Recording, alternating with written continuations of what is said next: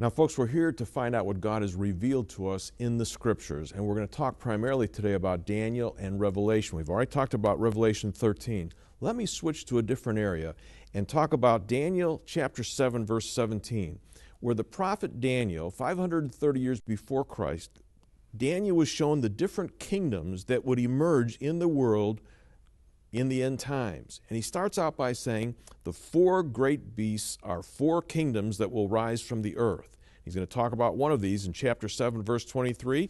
He talks about the rulers and this kingdom. He says the fourth beast, he defines it himself, is a fourth kingdom that will appear on earth. It will be different from all the other kingdoms and will devour the whole earth, trampling it down and crushing it.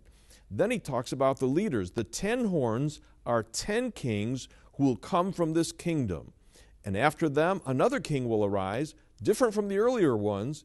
He will subdue 3 of those kings. He will speak against the Most High and oppress his saints and try to change the set times and the laws, and the saints will be handed over to him for 3.5 years.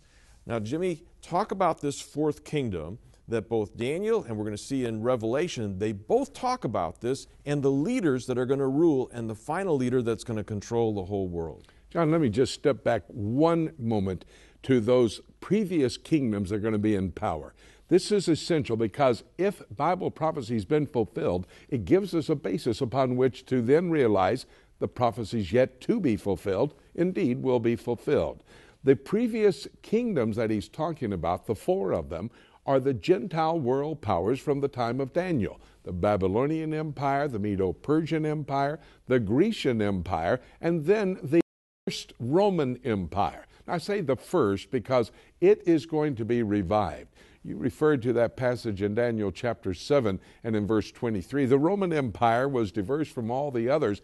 It came to power, but then there's a little phrase saying that they must control the entire world. At the time of the Roman Empire, during the time of Christ, they only controlled the Mediterranean region.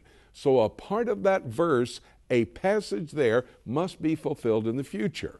In verse 24 of Daniel chapter 7, it talks about a little horn coming out of the 10 horns and subduing 3 of the horns that have come to power. You referred to it as the G10. I like that. But the terminology that most prophetic teachers use would be the revived Roman Empire. Throughout history, the political leaders of this world tried to revive the Roman Empire. Napoleon said he was the Roman emperor for the Roman Empire. Mussolini controlled all the way from Italy to Ethiopia. Hitler said he had revived the Roman Empire. That's not the case. It's yet in the future.